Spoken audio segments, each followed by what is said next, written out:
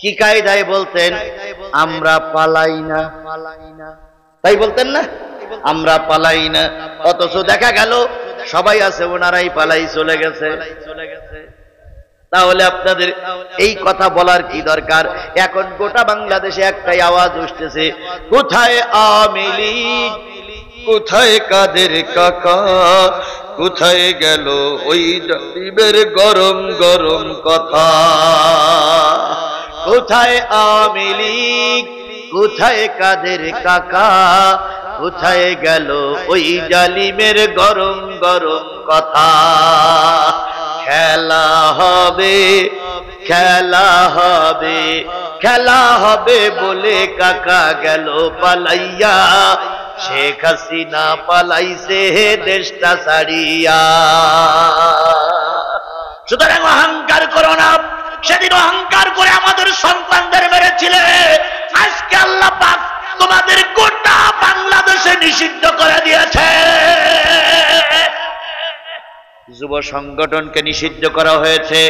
এখন গোটা বাংলাদেশের 18 কোটি মানুষের দাবি বুড়ো সংগঠনকেও নিষিদ্ধ করতে হবে। এ বুড়ো সংগঠনকে রাজনীতি করতে দেওয়া যাবে না।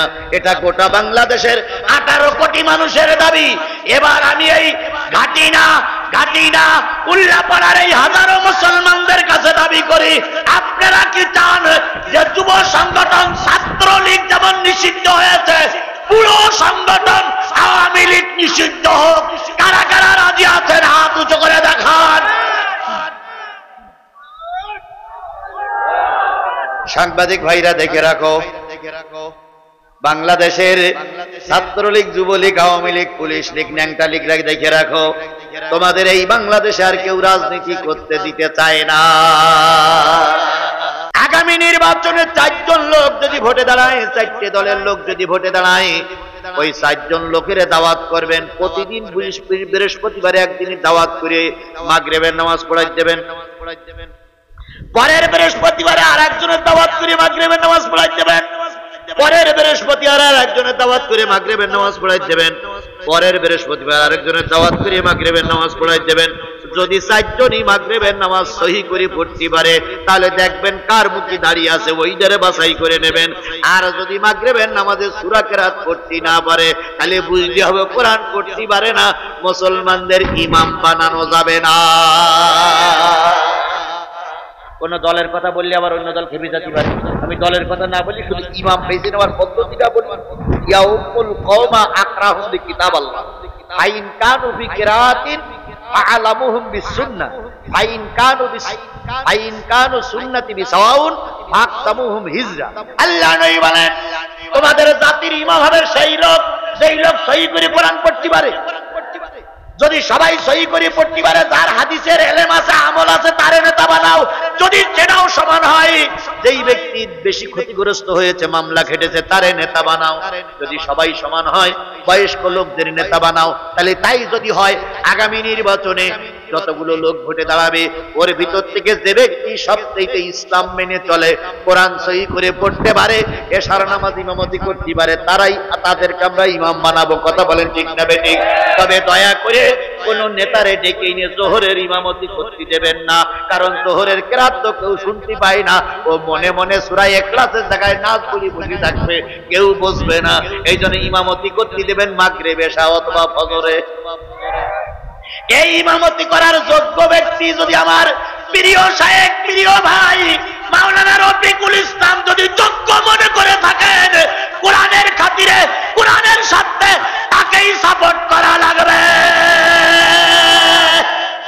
আতিউল্লাহ ওয়া আতিউর রাসূল ওয়া উলিল আমরি মিনকুম, আল্লাহর আনুগত্য করো, রাসূলের আনুগত্য করো। রাসূলের আল্লাহ রাসূলকে যখন পাওয়া যাবে না, রাসূলের পক্ষ থেকে যে আমির নির্বাচিত হবে, সেই আমিরের ইতিআত করো, কি বলে আনুগত্য করা। এটা জাতির জন্য ফরজ, জাতির জন্য ফরজ, জাতির জন্য ফরজ। সুতরাং আগামীতে আমরা এরকম আলেম ওলামাদেরকে সাপোর্ট করব। রফিকুল ইসলাম খান সাহেবের চাইতে যদি ভালো কোনো আলেম আপনাদের কাছে আসে, তাকেই আমরা নির্বাচিত করব। কথা বুঝেছেন? আমার কথা বুঝেছেন? এখানে চরমনাই হুজুর আছে না, খেলাফত আন্দোলনের লোক আছে না, ওনারা যাবে না, শোনে, ওনারা যাবে আর বলবে ইয়ে হুজুর জুমাইতি হুজুর। সুতরাং আমি কারো নাম ধরে সাপোর্ট করতে বললাম না, শুধুমাত্র বলে গেলাম কোরআনওয়ালাদের সাপোর্ট করবেন। কথা বলেন ঠিক না ঠিক? এবার আমি আপনাদের বলি, যদি আপনাদের ভোটে কোরআনওয়ালারা কি বলে অপমানিত হয়, প্রতিটা মুসলমানকে আল্লাহর দরবারে কৈফিয়ত বলা। ইসলামী আন্দোলনের বড় বড় নেতাদের দেখা যায় একা একা চলে, কোনো বডিগার্ড লাগে না। আর রামপন্থী বামপন্থী নেতা যদি মেম্বারও হয়ে যায়, দেখা যায় রাতের বেলায় চলতে গেলে 4-5 জন বডিগার্ড লাগে। কথা বলেন ঠিক না বেঠিক? ভাই উঠলে চলবে না, দয়া করে বসুন। 4-5 জন বডিগার্ড লাগে। জনগণ জিজ্ঞাসা করে তোমার এত বডিগার্ড কেন? উনি তখন বলে আমার শত্রু মেলা। শত্রু তো হবেই, কারণ তোমার কারণে ভালো নারীরা ঘরের দরজা খুলে ঘুমোতে পারে না, তোমার কারণে লোকের দোকান লুটপাট হয়, তোমার কারণে ব্যবসা প্রতিষ্ঠানে আক্রমণ হয়, তোমার কারণে লোকের জমি দখল হয়। এই জন্য জনগণ তোমার শত্রু, তোমারে ক্ষমা করে না। কিন্তু ইসলামী আন্দোলন যারা করে, তারা পরের জমি দখল করে না, অন্যায় ভাবে কাউকে মারে না, অন্যায় ভাবে কাউকে ক্ষতি করে না। এই জন্য রাতের বেলায় ঘুরে ঘুরে বেড়ায় একা একা। আমাদের দেশের ইসলামী দলের একজন নেতা নেতৃত্ব দিচ্ছে, নাম তার ডাক্তার শফিকুর রহমান। তিনি কিছুদিন আগে বলেছে, আমারে বুড়া বুড়া মনে করবা না, আমি হলাম বুড়ো জন। বুড়ো জন আবার কি? বুড়ো বুড়োই, বুড়ো জন আবার কি? উনি বলেছে আমার বয়সের কারণে চুল পাকতে পারে, কিন্তু আমি কিন্তু এখনো বুড়া হইনি। এই লোকটি টেকনাফ থেকে তেতুলিয়া কোথায় ত্রাণ বিতরণের জন্য মানুষের কাছে নেমে যাচ্ছে, কোথায় হিন্দুদের দিয়ে বুকের ভিতরে জড়াই ধরে গালে চুমো দিচ্ছে, কোথায় ছোট্ট ছোট্ট বাচ্চাদের নিয়ে গালে চুমা দেয়, কোথায় মা বোনেরা ঘরের ভিতরে থাকে তাদের সঙ্গে পর্দা রক্ষা করে তাদের সঙ্গে কুশলাদি বিনিময় করে। লোকটার দিলের ভিতরে একটুও ভয় নাই, কারণ সে জানে কেউ না আশ্রয় দিতে পারলে আমার আল্লাহ আমার আশ্রয় দিতে পারে। হযরত ওমর ফারুকের জামানা চলছে। ওমরে ফারুকে আজম তিনি যখন খেলাফতের দায়িত্ব পালন করতেন, তিনি 3টে কাজ বেছে নিয়েছিলেন। ফজরের নামাজ পড়ে তিনি মানুষের দ্বারস্থ হতেন, একটু বেলা হইলে তিনি রাস্তার কাজে যেতেন, আর দুপুর বেলা যখন হতো তখন একটা গাছের নিচে তরবারিটা বালিশ বানিয়ে গাছের নিচে ঘুমিয়ে থাকতেন। পারবে আমাদের দেশের লোক? পারবে? আমাদের নেত্রী বলেছিল এদেশ মদিনার সনদ দিয়ে চলবে। দীর্ঘ 15 বছর মদিনার সনদ দিয়ে দেশ চলেছে না ভাই? দীর্ঘ 15 বছর মদিনার সনদ দিয়ে দেশ চলেছে না? 93 লক্ষ না 93,000 মার্কিন মিলিয়ন না বিলিয়ন টাকা বিদেশের ব্যাংকে পাচার করেছে এই অবৈধ এমপিরা।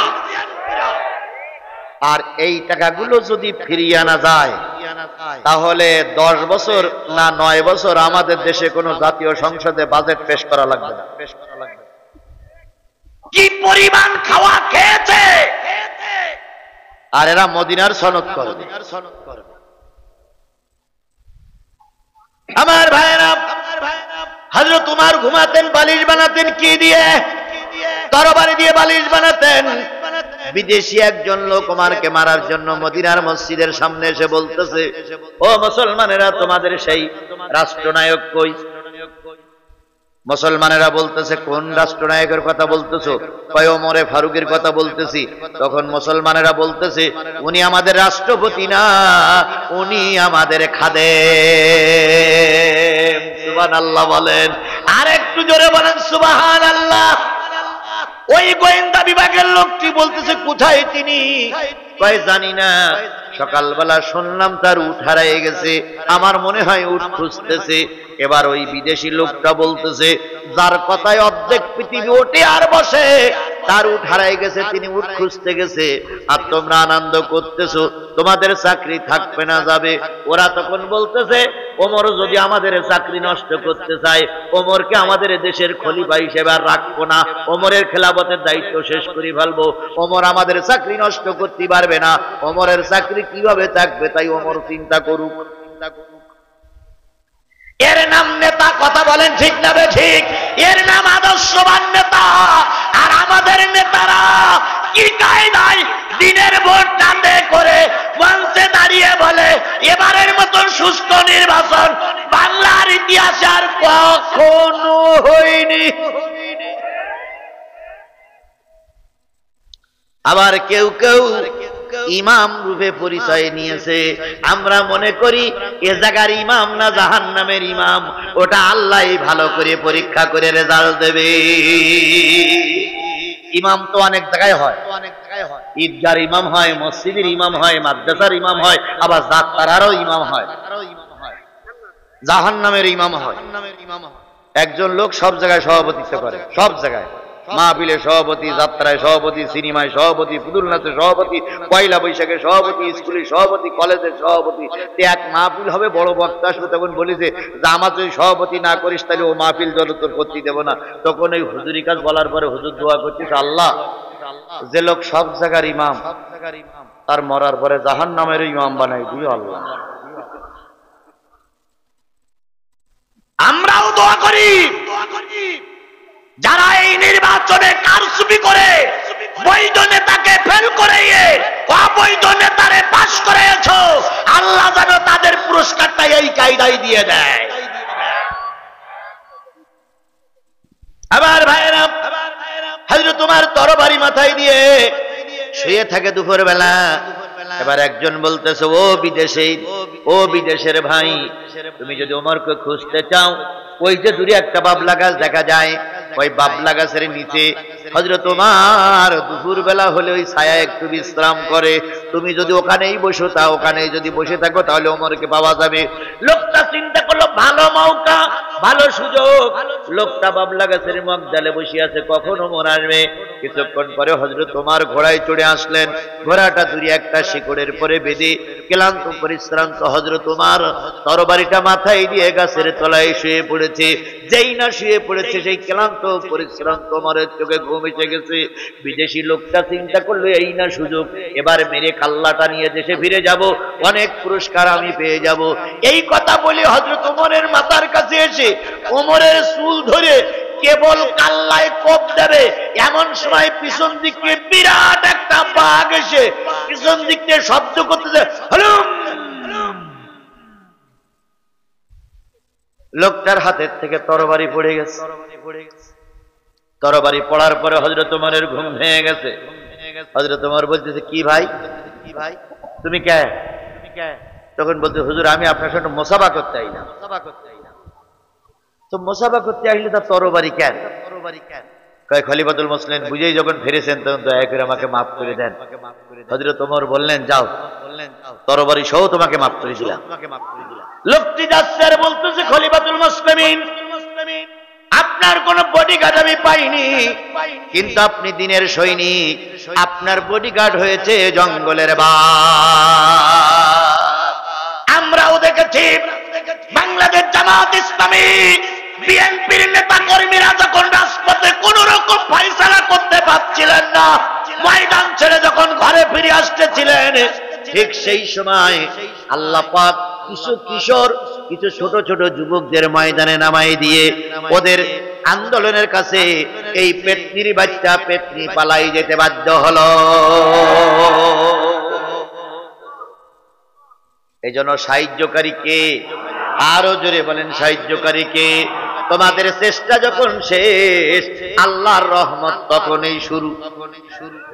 নবীজি চিন্তা করলেন, বা নবীর কিছু লোক পরামর্শ দিল, ইয়া রাসূলুল্লাহ আপনাকে লোক মেরে ফেলবে, আপনাকে লোক ক্ষতি করবে, আপনি বডিগার্ড রাখুন।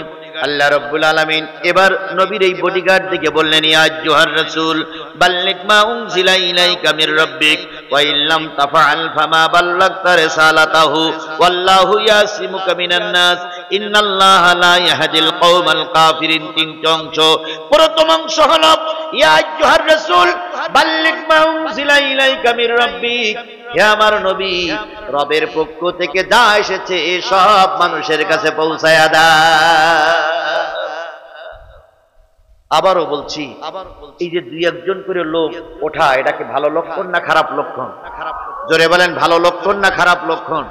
আচ্ছা এখান থেকে 10 জন লোক যদি চলে যায়, যারা চলে যাচ্ছে ওনারা কি ওনাদের ক্ষতি করে গেলেন না আমাদের ক্ষতি করে গেলেন? ওনাদের ক্ষতি করে গেলেন। ও ভাই যারা চলে যাচ্ছেন, আমি একজন মুসাফির, আমার নামে আগের জালেম সরকারেরা 20টা মামলা দিয়েছে, আমাকে 5 দিন গুম করে রেখেছিল। তাহলে আমি কি মাজলুম নই? তাহলে আমি একজন মুসাফির, আমি একজন মাজলুম ব্যক্তি। আমি আশা করি আল্লাহ আমার দোয়া ফিরাই দেবে না, কারণ আল্লাহ রসুল বলেছেন মুসাফিরের দোয়া আল্লাহ ফিরাই দেয় না, মাজলুমের দোয়া ফিরাই দেয় না। এবার যারা চলে গেলেন তাদের কাছে বলি, আপনার বাপ মা দাদা দাদি কবরে নেই, তাদের জন্য একটু দোয়া করার প্রয়োজন আছে না ভাই? আমি তো টাইম বেঁধেই দিয়েছি। সুতরাং আমি আশা করি এই কথা বলার পরে যদি মুসলমানের রক্ত শরীরে থাকে, কোরআনের মাহফিল শেষ না করে মোনাজাত না করে আপনি বাড়ি যাবেন না। আর যদি এর পরেও যাই তাহলে বুঝতে হবে যতই ওয়াজ করি ও আবু জেহেলের চামচা। আল্লাহ আমাদের সবাইকে হেদায়েত দান করুন। আল্লাহ পাক বলেন, হে নবী যা তোমার কাছে এসেছে সব মানুষের কাছে পৌঁছায় দাও। বলুন তো রসুলের কাছে আসলো কি? এই মুসলমান বাঘের বাচ্চার মতন কথা বলবেন, রসুলের কাছে আসলো কি? আয়াত কত? না, মূল কোরআনের আয়াত কত? পড়িত আছে 6666 আয়াত। আল্লাহ পাক বললেন, ও নবী 6666 আয়াত সব মানুষের কাছে পৌঁছায় দাও। এখন নবীরে বললে কোরআনের আয়াত পৌঁছায় দাও, নবী চলে গেছে, আয়াতের হুকুম আর এখন চালু নাই। আয়াতের হুকুম কি এখন চালু আছে? এই মুসলমান কথা বলেন, আয়াতের হুকুম কি এখন চালু আছে? অবশ্যই চালু আছে। তা না হলে তাবলীগ করবে কারা? এটা তো তাবলীগের আয়াত। ইয়া আইয়ুহার রাসূল বাল্লিগ, পৌঁছায়া দাও, সব পৌঁছায়া দাও, তাবলীগ করো। তাহলে তাবলীগ করা কি ফরজ? তাবলীগ করা কি? আরো জোরে বলেন, তাবলীগ করা কি ফরজ? তবে সে তাবলীগ অবশ্যই কোরআন হাদিস মোতাবেক হওয়া লাগবে।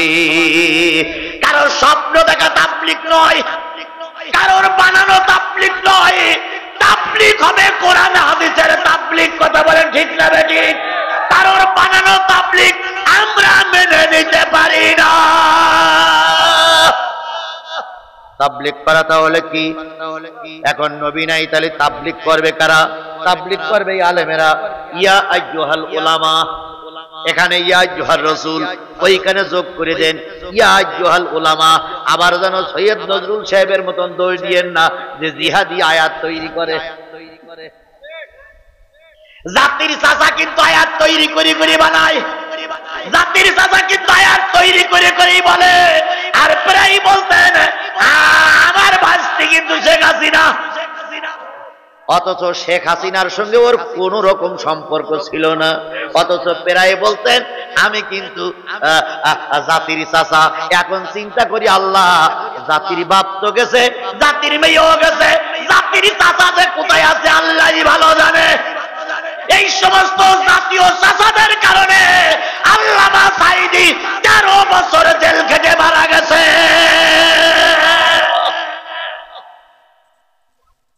গতকালকে না আগের দিন আমার ড্রাইভার একটা ক্যাসেট বাজাচ্ছিল, কুয়াকাটা ওয়াজ করতেছে যে আল্লামা তো বলে না, সাঈদী চরমনাই পীর সাহেবের বিরুদ্ধে কথা বলার কারণে এখন জেল খাটতেছে। কেরাম মজা লাগতেছে। আরে ভাই, আপনি আমার ভালো না বাসেন, কিন্তু আমি আপনার শত্রু হতে পারি না। আমি কুয়াকাটা হুজুরির ভালো না বাসি, কিন্তু কুয়াকাটা হুজুরির বিরোধিতা করতে পারি না। কথা বলেন ঠিক না বেঠিক? কারণ তিনিও টুপিওয়ালা, আমিও টুপিওয়ালা। এক টুপিওয়ালা আর এক টুপিওয়ালার বিরোধিতা করলে জাতি বিভ্রান্ত হয়ে যায়। অথচ আমাদের দেশের একজন আলেম ওলামা তৎকালীন সময় আলেম ওলামাদের বিরোধিতা করেছিলেন। কথা বলেন, কথা বলেন, কথা বলেন। জাতি তাদেরকে চিনে রেখেছে না রাখিনি? জোরে বলেন, রেখেছে না রাখিনি?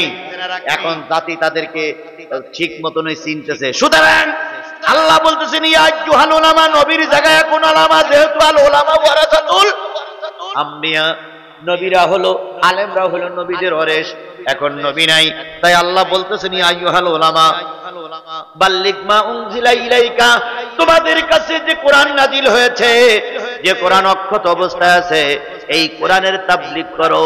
ফামা বাল্লাগতা রিসালাতাহু, যদি কম করো অথবা বেশি করো, রিসালাতের দায়িত্ব, নবুয়তের দায়িত্ব, বক্তার দায়িত্ব, ওলামার দায়িত্ব পালন করা হলো না।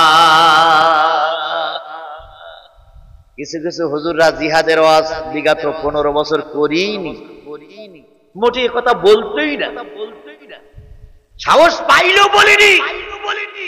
এখন তারা এমন গরম গরম কথা বলতেছে মঞ্চে, ভাই মনে হচ্ছে ওরাই হলো রাজমিস্ত্রি আর আমরা সব জোগাড়ি। কি তাই না? তাই না? তাই না? বলেন তাই না? ওরে বাবারে, 15 বছর যারা মুখ খুলেনি তারাই মঞ্চে এসে আগে সাইদির নাম ধরে ওয়াজ করতেছে। এখন লোকজন কয় যে হুজুর এই 15 বছর আপনারা কোথায় ছিলেন?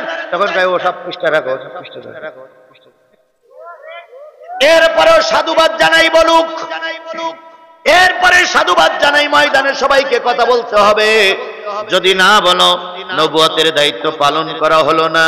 এরপরে আল্লাহ পাক দ্বিতীয় নম্বরে বলতেছে আল্লাহু ইয়াসিমুকা মিনান নাস, হে নবী আপনি মানুষের মুখাপেক্ষী হবেন না, মানুষকে বডিগার্ড বানাবেন না, মনে করে রাখেন আপনার বডিগার্ড আমি নিজেই আল্লাহ। বলুন তেই নবী যখন দিনের দাওয়াতি তাবলীগ কাজ শুরু করলেন তখন মার খেতে হয়েছে না হয়নি? আরো জোরে বলেন, মার খেতে হয়েছে না হয়নি? কেমন মার খেয়েছে? কেউ বা নবীজির গলায় দড়ি বেঁধে টেনেছে, কেউ বা নবীজির গলায় গামছা পরিয়েছে, কেউ বা নবীর মাথার পরে পচা নাড়ি ভুড়ি চাপিয়ে দিয়েছে, কেউ বা নবীকে মেরে ধরে ওই বাইরের দেশে বের করে দিয়েছে, কেউ বা নবীকে তায়েফের ময়দানে মেরে পেরে আহত করেছে। আহারে আমার দিনের নবী এত কিছু করার পরেও দিন থেকে 1 ইঞ্চি সরে যান নাই। তোমার দাওয়াত আমার দাওয়াত, নেই দাওয়াতে মিল, তোমার কিতাব আমার কিতাব, নেই আবার মিল। তোমার দাওয়াতে কোরমা পোলাও, তোমার দাওয়াতে কোরমা পোলাও, প্লেট ভরা ভাত, আমার দাওয়াত জেলখানাতে দুর্বিষহ রাত।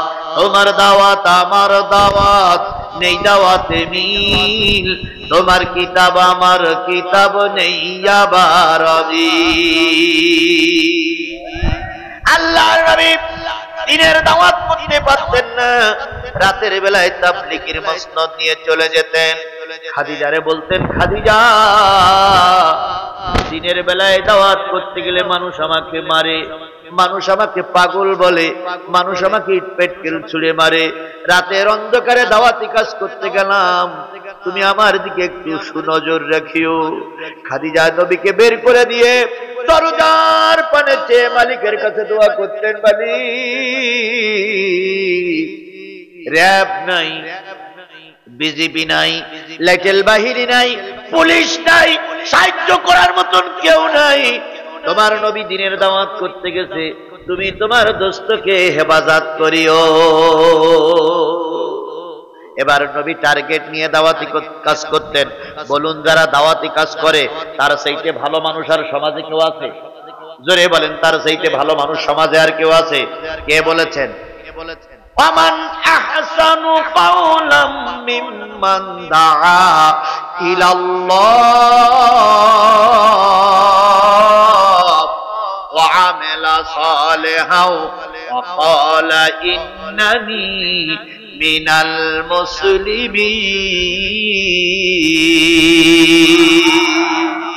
তার কথা সি উত্তম কথা আর কার হতে পারে? আমান আহসানু কওলাম মিম্মান দাআ ইলাল্লাহ, যে মানুষকে আল্লাহর দিকে ডাকে, আহ্বান করে, আমলে সলে করে আর নিজেকে মুসলমান রূপে দাবি করে, এর চাইতে ভালো মানুষ আর সমাজে কেউ হতে? আমার ভাইয়েরা পরপর সামনে যান।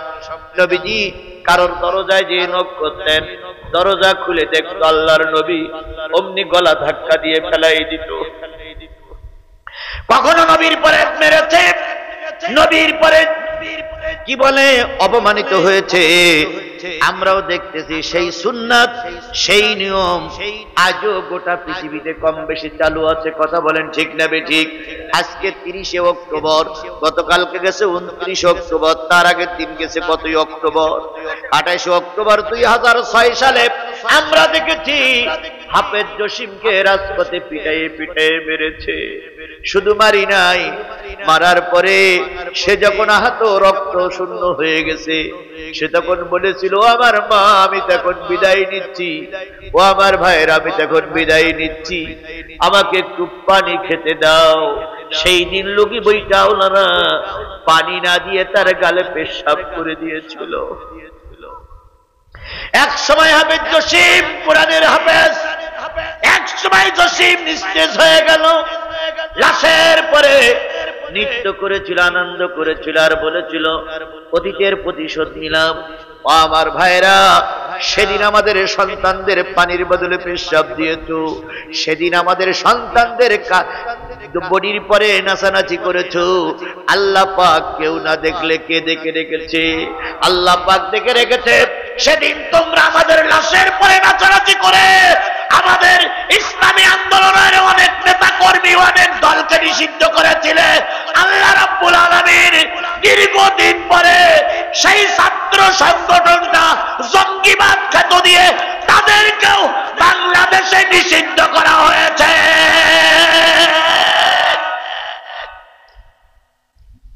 আল্লাহর বিচার আছে না নাই? আরো জোরে বলেন, আল্লাহর বিচার আছে না নাই? কি কায়দায় বলতেন? আমরা পালাই না, তাই বলতেন না, আমরা পালাই না। অথচ দেখা গেল সবাই আছে, ওনারাই পালাই চলে গেছে। তাহলে আপনাদের এই কথা বলার কি দরকার? এখন গোটা বাংলাদেশে একটাই আওয়াজ উঠতেছে, কোথায় আওয়ামী লীগ, কোথায় কাদের কাকা, কোথায় গেল ওই জাতিবের গরম গরম কথা? কোথায় আওয়ামী লীগ, কোথায় কাদের কাকা, কোথায় গেল ওই জালিমের গরম গরম কথা? খেলা হবে, খেলা হবে, খেলা হবে বলে কাকা গেল পালাইয়া, শেখ হাসিনা পালাইছে দেশটা ছাড়িয়া। সুতরাং অহংকার করো না। সেদিন অহংকার করে আমাদের সন্তানদের মেরেছিলে, আজকে আল্লাহ পাক তোমাদের গোটা বাংলাদেশে নিষিদ্ধ করে দিয়েছে। যুব সংগঠনকে নিষিদ্ধ করা হয়েছে। এখন গোটা বাংলাদেশের 18 কোটি মানুষের দাবি বুড়ো সংগঠনকেও নিষিদ্ধ করতে হবে। এ বুড়ো সংগঠনকে রাজনীতি করতে দেওয়া যাবে না। এটা গোটা বাংলাদেশের 18 কোটি মানুষের দাবি। এবার আমি এই ঘাটিনা উল্লাপাড়ার এই হাজারো মুসলমানদের কাছে দাবি করি, আপনারা কি চান যে যুব সংগঠন ছাত্রলীগ যেমন নিষিদ্ধ হয়েছে, পুরো সংগঠন আওয়ামী লীগ নিষিদ্ধ হোক? কারা কারা রাজি আছেন হাত উঁচু করে দেখান। সাংবাদিক ভাইরা দেখে রাখো, বাংলাদেশের ছাত্রলীগ, যুবলীগ, আওয়ামী লীগ, পুলিশ লীগ, ন্যাংটা লীগরা দেখে রাখো, তোমাদের এই বাংলাদেশে আর কেউ রাজনীতি করতে দিতে চায় না।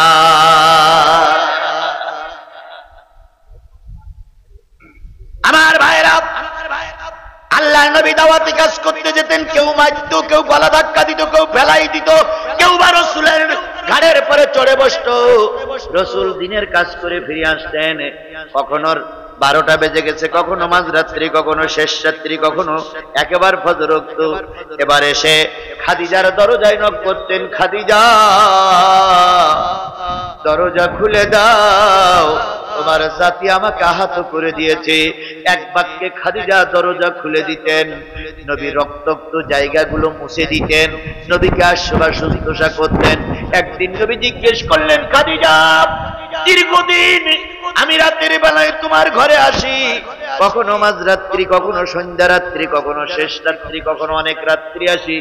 যখনই তোমাকে ডাক দেই খাদিজা, তখনই তুমি দরজা খুলে দাও, তোমার চোখে কি ঘুম আসে না? খাদিজা বললেন, ইয়া রাসূলুল্লাহ আপনি ধর্মের দাওয়াত দিতে যান, দ্বীনের কাজ করতে যান, কোরআনের পক্ষে কথা বলতে যান, কত মানুষ আপনাকে পিটায়, কত মানুষ আপনাকে গালিগালাজ তিরস্কার করে, কত মানুষ আপনাকে আহত করে। আর আমি খাদিজা যদি বিছানায় পিঠ লাগাই আরামে ঘুমাই, আর আপনি আহত নবী যদি দরজায় এসে খাদিজা খাদিজা করে চিল্লান, কিয়ামতের দিন আমি আল্লাহর কাছে কৈফিয়ত দিতে পারবো না গো নবী।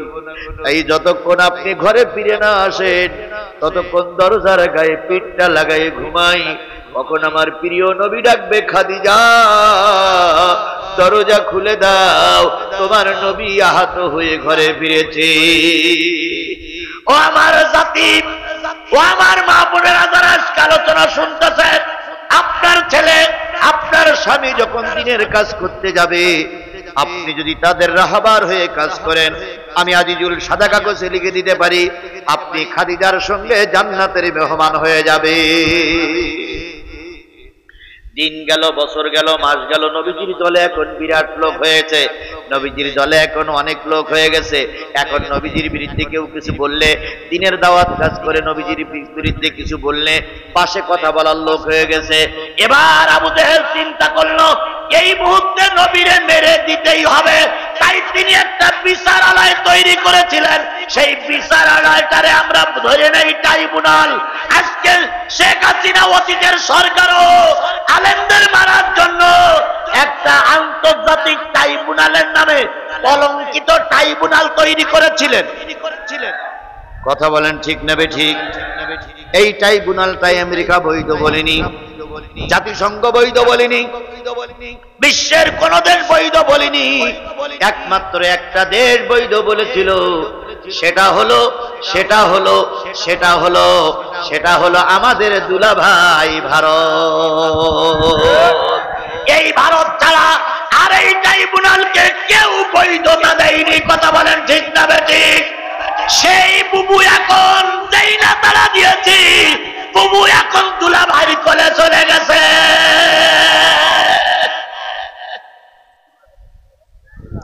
ঘটনাটা কি আমি জানি, যে ওয়াজ হচ্ছে এ ওয়াজে তো লাইট বন্ধ হওয়ারই কথা। কি লাইট বন্ধ হওয়ার কথা না? তাহলে লাইট বন্ধ করলো কে? হই হই রই রই ফুটনারা গেল কই, হই হই রই রই চোরের বংশ গেল কই, হই হই রই রই ভোট চোর গেল কই। ধর ধর ধর ধর ধর ধর চোর ধর, ধর ধর ডাকাত ধর, ধর ধর ভোট চোর ধর। কি হইল রে মাইক গলা? সব তো চলতেছে, মাইক বন্ধ হলো, তাই লাইট বন্ধ হলো কেন?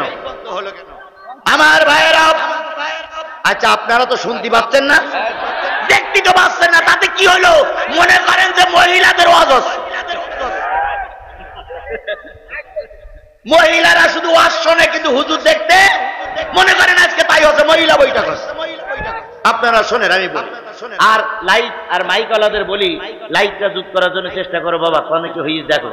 আমার ভাইয়েরা, আল্লাহ নবী সাল্লাল্লাহু আলাইহি সাল্লাম যখন একটু পরিবেশ তৈরি হয়ে গেল, আবু জেহেল বাহিনী চিন্তা করলো নবীরে যদি এখনই মারা না যায় তাহলে নবীরে তো নবী এক সময় আমাদের ঘাড়ের পরে বোঝা হয়ে দাঁড়াবে। তাই আবু জেহেল একটা ট্রাইব্যুনাল তৈরি করলো, এটা আন্তর্জাতিক ট্রাইব্যুনাল সর্বপ্রথম তৈরি করেছে আবু জেহেল। কথা বলেন ঠিক না বেঠিক? ট্রাইব্যুনালটা ছিল এরকম, জাতীয় সংসদ ডাকা হলো, জাতীয় সংসদে 40 জন সদস্য ছিল আবু জেহেলের। কয়জন সদস্য?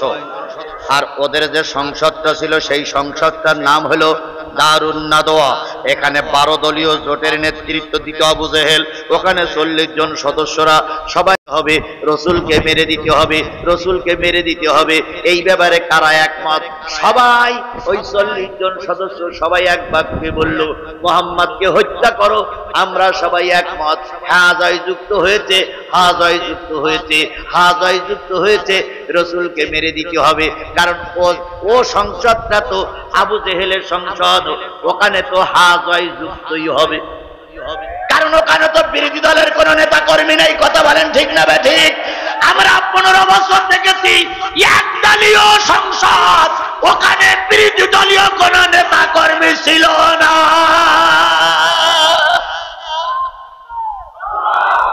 তবে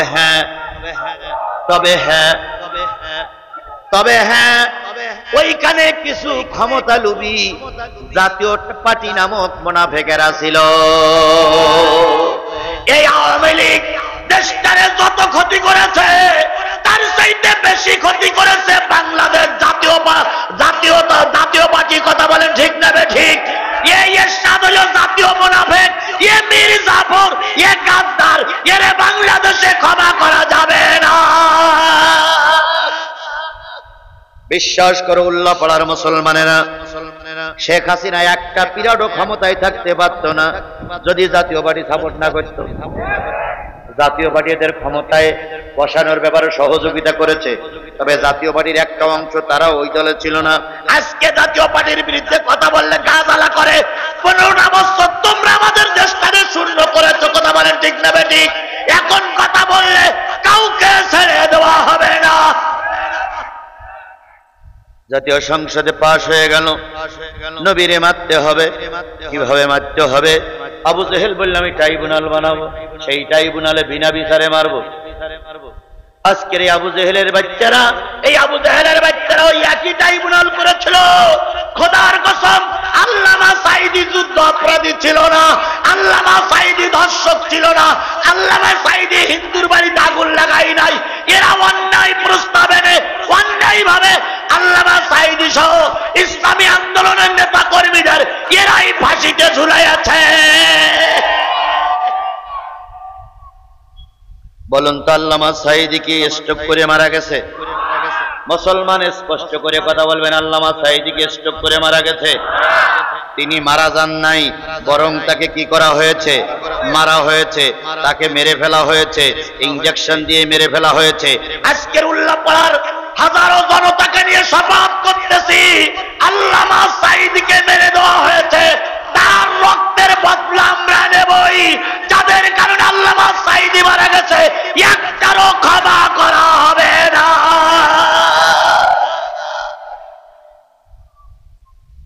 ইসলামী আন্দোলনের বীর সেনানী বড় বড় আলেমগুলো কেউ এমনি মারা যায়নি, তাদেরকে মেরে দেওয়া হলো। কথা বলেন ঠিক না বেঠিক? আবু জেহেল ট্রাইব্যুনাল বানালো। ট্রাইব্যুনালটা হলো কয় দলীয় জোট? 12 দলীয় জোটের থেকে 11 জন লোক নিল। আর আবু জেহেল নিজেই এক অংশগ্রহণ করে বিশ্ব রোডের ভিতরে বিরাট একটা গর্ত খুললো। সেই গর্তটা হলো ওনার নেতৃত্ব হলো। গর্তের পরে হালকা কিছু সামিয়ানা দিল, সামিয়ানা দিয়ে নবীজির বাড়ি চলে গেল। হালকা কিছু ছাদ দিল, হালকা কিছু পর্দা দিল, যাতে করে বোঝা না যায়। নবীর কাছে যেয়ে বলতেছে, ও আব্দুল্লাহর বেটা মোহাম্মদ, আমরা কালেমা গ্রহণ করব। কালেমা গ্রহণ করবা তা করো, আমার আবার ডাকতে চাও কেন? আবু জেহেল বলতেছে আমি একা না, 12 দলের থেকে 12 জন আছে। সুতরাং রাত্রি আমার বাড়ি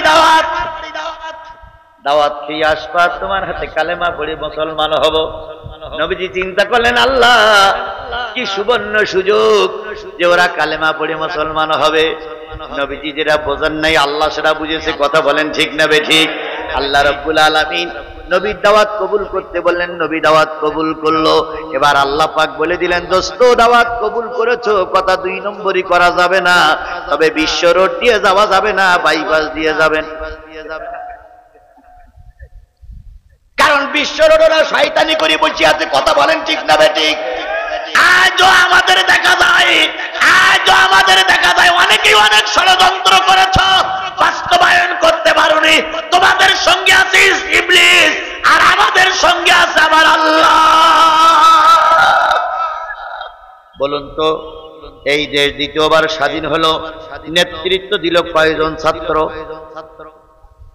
148 জন ছাত্র ছাত্রীর নেতৃত্বে এ দেশ স্বাধীন হলো। কতজন? 148 জন ছেলে এবং মেয়ের সমন্বয়ক, তাদের নেতৃত্বে দেশ স্বাধীন হলো। 148 জন ছাত্র ছাত্রীদের ভিতর থেকে 108 জন বাংলাদেশ ইসলামী ছাত্র শিবিরের নেতা কর্মী। তাহলে 148 জনের ভিতরে 108 জন কোন দলের? ছাত্র শিবিরের, আর বাকি 40 জন অন্য দলের। তাহলে বোঝা গেল 108 জন সমন্বয়ক ছিল ইসলামী দলের যুবক। গর্ত খোঁড়া হলো, আল্লাহ রাসূল দাওয়াত কবুল করলেন। নির্ধারিত সময় যখন আসলো, জিবরিল বলল অন্য পথ দিয়ে যান। ভালো করে বোঝেন, এরপরে আল্লাহর নবী দাওয়াত খেতে আসবা, নাম করে ওরা ট্রাইব্যুনাল করলো, ওখানেই মেরে দেবে। রাসূলের পক্ষে যেন কেউ না থাকে। এবার নবীজি অন্য পথ দিয়ে আবু জেহেলের বাড়ি চলে গেছে। রাত বেশি হয়ে গেছে, নবী আসে না। আবু জেহেল পিছনে হাত বেঁধে বেঁধে ঘুরে বেড়ায় আর কয়, হই হই রই রই মোহাম্মদ গেল কই, হই হই রই রই নবীর দলের লোক গেল কই।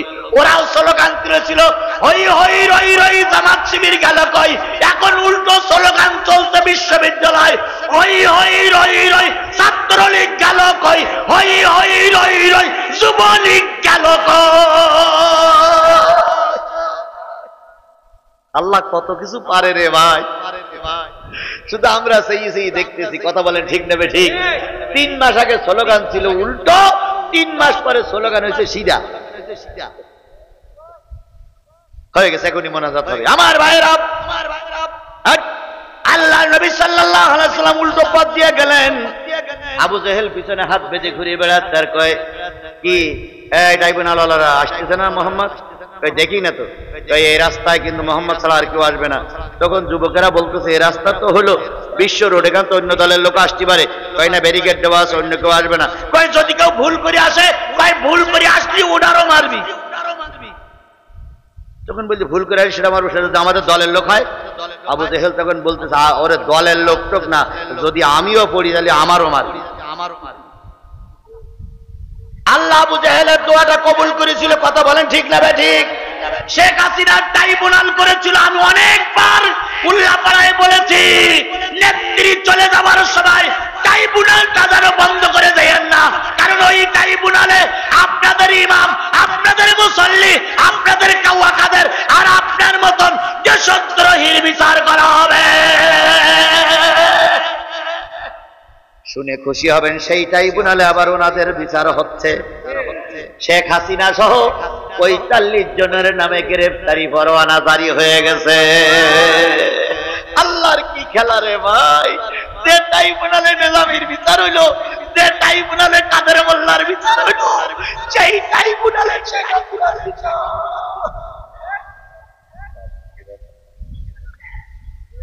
আল্লাহ শুধু পারে, আমরা শুধু সেই দেখতেছি। কথা বলেন ঠিক নেবে ঠিক? আমার ভাইয়েরা, আবু জেহেল পড়ল ওই ট্রাইব্যুনাল ওইখানে। সেদিন গত পরশুদিন মামুনুল হক একটা ওয়াজ করতেছে, আমার দোষ দিয়েন না। মামুনুল হক বলতেছে, এক গ্লাসের ভিতরে যদি ফেরাউনির রাখো, আর ওই একই গ্লাসের ভিতরে যদি নমরুদির রাখো, আর ওই একই গ্লাসের ভিতরে যদি কারুনির রাখো, আর ওই একই গ্লাসের ভিতরে যদি আব্দুল্লাহ বিন উবাই রাখো, ওই 4 জন শয়তান যদি গুলিয়ে যায়, গুলে যাবার পরে যে পানি হবে, ওই পানি যদি কোনো মা খায়, ওই মায়ের পেটের থেকে যে সন্তান জন্ম নেবে সেটার নাম শেখ হাসিনা। ভাই আমার গালাগালি দিয়ে না ভাই, মামুনুল হকে ধরবেন। মামুনুল বলছে না শুনেছে, এটা মামুনুল হকের বক্তব্য। ওই গ্লাসের পানি ওই 4 শয়তান গুলিয়ে যে শরবত হবে, ওই শরবত যে মা খাবে, ওই মায়ের পেটের থেকে যে সন্তান আসবে, ওই জন্য শেখ হাসিনা।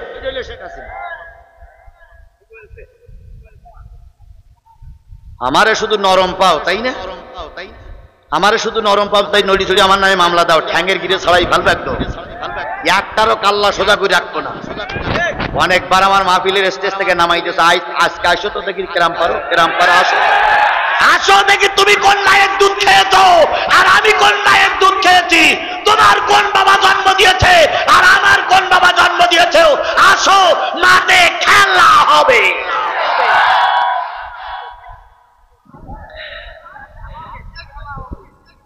শুধু একটু হু হু হু হু করলেই হয়, একটারও জ্যান্ত রাখবেন, আলু ভর্তা করে ফেলবো। কথা বলেন ঠিক যাবে ঠিক? আজকে যদি সুযোগ না পাও, উল্লাপাড়ায় আমার আরো মাহফিল আছে, সেদিন সুযোগ নিও। ভৈরবা কত তারিখ? 3 তারিখে ভদ্রকল, 3 তারিখে সলভ, এখান থেকে 3 তারিখে ভদ্রকল, 3 তারিখ 3 নভেম্বর। যাবেন তো সবাই? যাবেন তো সবাই? ভৈরব 1 ডিসেম্বর। আমি যেটা বুঝাতে চাচ্ছি সেটা হলো, আমি 1 ডিসেম্বর ভৈরব। আমি এসেছিলাম 15 দিনের ওষুধ নিয়ে, 15 দিনের মেডিসিন চিকিৎসার জন্য এসেছিলাম। 7 দিনই দিলাম, তাহলে আর কয় দিনই বাকি আছে? 8 দিনই বাকি আছে। 8 দিনের 4 দিনের ওষুধ দেবো হইলো ভদ্রকল, আর 3 তারিখে আর 4 দিনের ওষুধ দেবো হইলো ভৈরব 1 তারিখে ইনশাল্লাহ। সবাইকে দিনে দাওয়াত রইল। যাবেন তো ইনশাল্লাহ? যাবেন তো ইনশাল্লাহ? তাই বলে মনে করেন এক্ষুনি শেষ করে দিতে, শুধু এতটুকু বলি, আল্লাহ রসুলের জন্য ট্রাইব্যুনাল করেছিল আবু জেহেল, পড়ল কে? আজকে শেখ হাসিনা ট্রাইব্যুনাল করেছিল আলেম ওলামাদের মারার জন্য। কথা বলেন ঠিক না বেঠিক? সেই আলেম ওলামাদের ট্রাইব্যুনালে পড়েছে শেখ হাসিনা নিজেই। এখন শেখ হাসিনার বিচার হোক, এটা কি আপনারা চান? আল্লামা সাঈদীর বিচার হোক, এটা কি আপনারা চান? যদি চান তাহলে ঘরের দরজা দিয়ে বন্ধ করলে কি বিচার হবে? না। এই বিচার যারা করবে তাদের মতন এক একজন যোগ্য ব্যক্তিকে জাতীয় সংসদ সদস্য করে সেখানে প্রেরণ করতে হবে। ওরা ওখানে যে আইন তৈরি করে এই দেশের সমস্ত কলুষিত, সমস্ত দোষ মুক্ত করে দেশটারে স্বাধীন করবে। এই জন্য আগামী নির্বাচনে কোরআনপন্থীদের বিজয় আনার জন্য সকলকে মাঠে ময়দানে কাজ করা লাগবে। কারা কারা কোরআনের পক্ষে কাজ করতে রাজি আছেন? 2 হাত উঁচু করে দেখা। না না না না না না, আমি কিন্তু কোরআনের পক্ষে হাত তুলতে বলেছি, কোন দলের কোন নেতার পক্ষে হাত তুলতে বলিনি। আমি হাত তুলতে বলেছি কিসের পক্ষে? এবার আগামী নির্বাচনে 4 জন লোক যদি ভোটে দাঁড়ায়, 4টে দলের লোক যদি ভোটে দাঁড়ায়, ওই 4 জন লোকের দাওয়াত করবেন। প্রতিদিন বৃহস্পতিবারে একদিনই দাওয়াত করে মাগরিবের নামাজ পড়াই দেবেন। পরের বৃহস্পতিবারে আর একজনের দাওয়াত করে মাগরিবের নামাজ পড়াই দেবেন। পরের বৃহস্পতিবার আর একজনের দাওয়াত করে মাগরিবের নামাজ পড়াই দেবেন।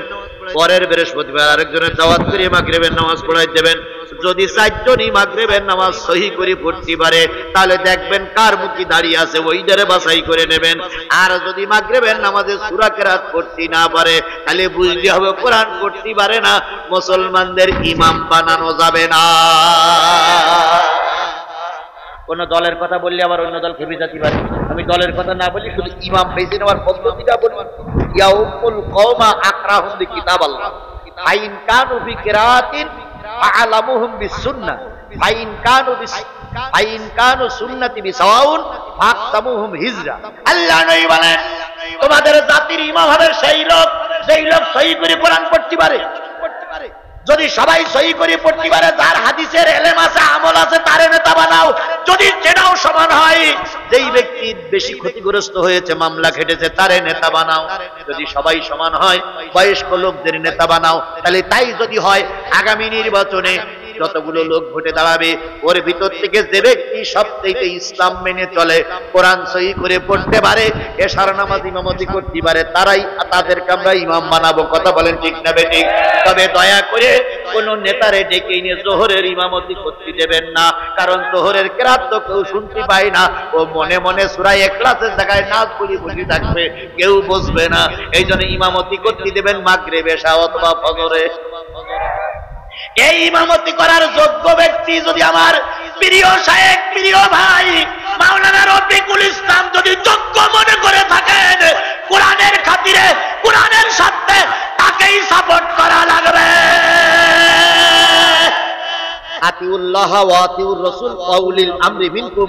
আল্লাহর আনুগত্য করো, রাসূলের আনুগত্য করো। রাসূল এবং আল্লাহ রাসূলকে যখন পাওয়া যাবে না, রাসূলের পক্ষ থেকে যে আমির নির্বাচিত হবে, সেই আমিরের ইতিহাদ করো, কি বলে আনুগত্য করা। এটা জাতির জন্য ফরজ, জাতির জন্য ফরজ, জাতির জন্য ফরজ। সুতরাং আগামীতে আমরা এরকম আলেম ওলামাদেরকে সাপোর্ট করব। রফিকুল ইসলাম খান সাহেবের চাইতে যদি ভালো কোনো আলেম আপনাদের কাছে আসে, তাকেই আমরা নির্বাচিত করব। কথা বুঝেছেন? আমার কথা বুঝেছেন? এখানে চরমনাই হুজুর আছে না, খেলাফত আন্দোলনের লোক আছে না, ওনারা যাবে না, শোনে, ওনারা যাবে আর বলবে ইয়ে হুজুর জুমাইতি হুজুর। সুতরাং আমি কারো নাম ধরে সাপোর্ট করতে বললাম না, শুধুমাত্র বলে গেলাম কোরআন ওয়ালাদের সাপোর্ট করবেন। কথা বলেন ঠিক না ঠিক? এবার আমি আপনাদের বলি, যদি আপনাদের ভোটে কোরআন ওয়ালারা কি বলে অপমানিত হয়, প্রতিটা মুসলমানকে আল্লাহর দরবারে কৈফিয়ত দেওয়া লাগবে। আপনি আইছেন কয়জন? একা। আপনার পরিবারে আরো 4টি ভোট আছে, আজকের থেকে নির্বাচনের কাজ করবে। তাহলে আপনার অন্য জায়গায় যাওয়া লাগবে না, আপনি একা দিনের পথে, আর আপনার 4টি ভোট কোন পথে নিয়ে আসবেন, বাস হয়ে গেল, আর কিছু করা লাগবে না। কি বুঝেছেন আমার কথা? বুঝেছেন? আল্লাহ রসুল বলেছেন বাল্লিগু আন্নি ওয়ালা আয়া, একটা আয়াত একটা জ্ঞান যদি থাকে তা মানুষের কাছে, সেইটা আমরা করবো। আল্লাহ আমাদের সবাইকে কবুল করুক। ওয়া মা তৌফিক ইল্লা বিল্লাহ ওয়া আখিরু দাওয়ানা আনিল হামদুলিল্লাহি রাব্বিল আলামিন। সূরা ফাতিহা ইখলাস করি সবাই। বিসমিল্লাহির রহমানির রহিম, আলহামদুলিল্লাহি রাব্বিল আলামিন, আর রহমানির রহিম মালিক। ভাই দোয়া দোয়া দোয়া দোয়া দোয়া। গায়রিল মাগদুবি আলাইহিম ওয়ালাদ-দাল্লিন। কুল হুয়াল্লাহু আহাদ আল্লাহুস সামাদ লাম ইয়ালিদ ওয়া লাম ইউলাদ ওয়া লাম ইয়াকুল লাহু কুফুওয়ান আহাদ। কুল হুয়াল্লাহু আহাদ আল্লাহুস সামাদ লাম ইয়ালিদ ওয়া লাম ইউলাদ ওয়া লাম ইয়াকুল লাহু কুফুওয়ান আহাদ। আস্তাগফিরুল্লাহ রাব্বি মিন কুল্লি